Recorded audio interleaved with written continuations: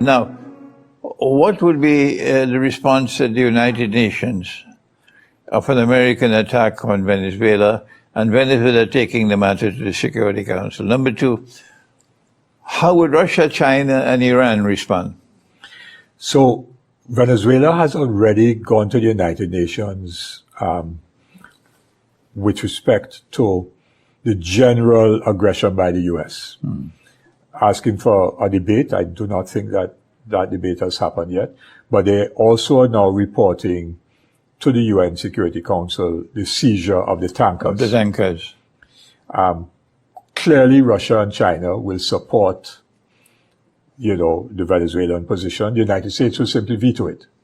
And therefore, the Security Council will make no decision because it has to be, any decision on the Security Council has to be with the support of the 5 permanent members of the Security Council. The U.S. will simply use its veto power to stymie that. But the matter will get aired. At the level of the General Assembly, they may very well have, more leeway, but the General Assembly has no power. They may have moral suasion, but no power to enforce. China has warned the United States not to do anything against Venezuela. They publicly said so. It seems as if, one of the tankers that was seized may have actually been going to China. Okay. Which raises major implications for China. But I don't see China or Russia or Iran trying to engage the United States in a firefight. The Venezuelans have said they're going to ask their navy to escort the tankers out of the Caribbean. I haven't seen that happen yet. We're not sure. But if that happens, and if, for example, oil is going to China, the Chinese decide they want to escort their tanker out, that could have an implication. Will the Americans try to stop that? So the UN, I think, Secretary General did make a statement recently about the need to have diplomacy and not to have any military intervention. Interestingly, the Pope Leo, made a statement some time ago, a couple of weeks ago, saying that there should be no military intervention to bring about change in Venezuela. That was an interesting point, given the fact that, of course, Venezuela is very significantly Catholic in population. So we have to see what the international community will do. The Europeans, I think, are going to go with Washington already. Of course, Britain has Venezuelan gold sitting in the Bank of England for years, illegally, although the courts in England have said it's not illegal, but in my view, it's illegal.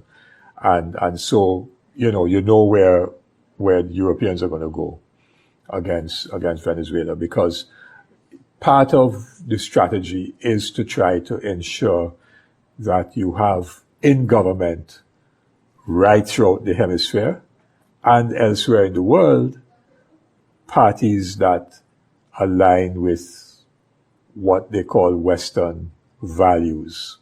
And Western values translates into the values of capital, unbridled capitalism, where a few people can become multimillionaires at the expense of billions of the world's population. When we turn to values, we turn to moral and religious implications of what's now taking place. And clearly, Venezuela has the right to choose its own government without countries outside attempting to intervene. The United States raised a hullabaloo about Russia intervening in American elections in 2020, I think it was. Yes. A hullabaloo which eventually fizzled out. Well, that's the same thing that's happening now, regime change. And therefore, I am of the view, now let me express my own views for the first time, that what we're seeing now is an oppressor imposing his will on the oppressed. And in Venezuela, not only is the government supported by the military, but is supported by the oppressed masses, the poor masses of Venezuela. And people who have a moral conscience, people who live the religious way of life, should support the oppressed and stand up against the oppressor. And this brings us now to an interesting part of our discussion, that we have a multi-tribal society in Trinidad and Tobago.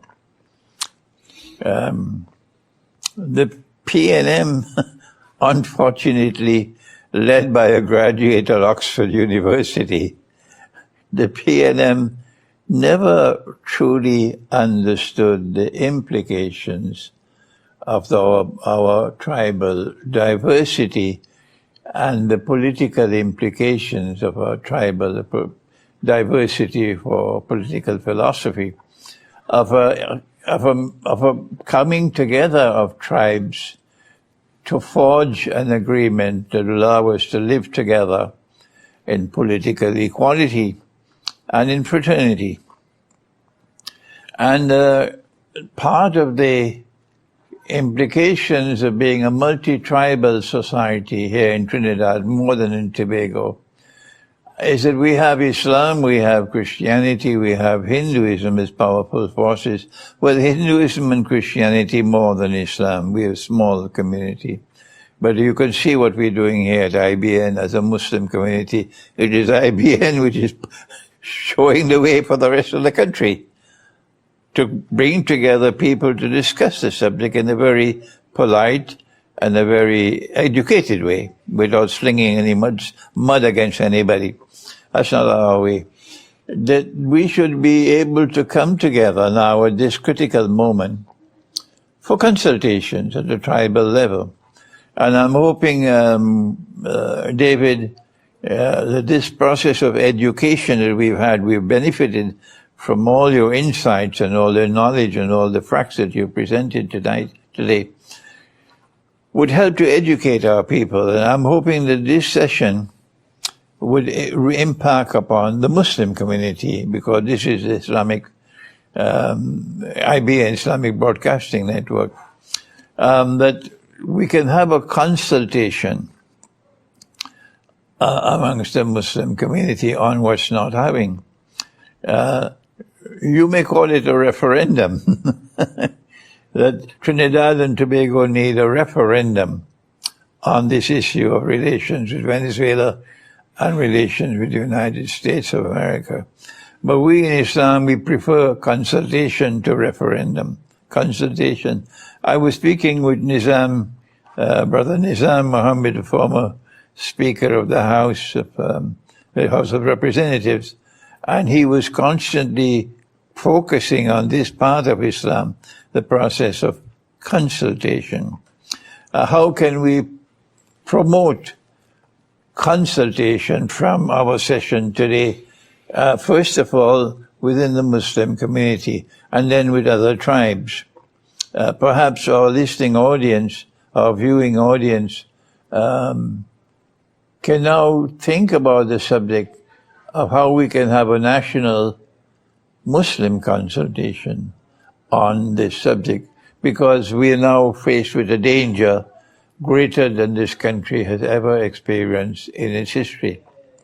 I don't know what's going to happen, but I'm sure you agree with me that we are at a moment of very great danger, and there's very great likelihood of an American armed attack on Venezuela, whether it be pinpoint strikes or it's a landing with troops landing on boots on the ground, we don't know.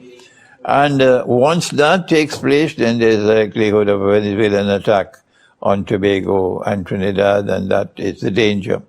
We hope and we pray that this initial discussion with David will set the foundation, set the grounds for us to come again to discuss the subject in the near future as events unfold. And in the meantime, we thank David for having spent the time with us today. We're grateful for his scholarship, and we're thankful for all that he's been doing so far in the moral field of promoting that which is righteous and that which has integrity in it, in political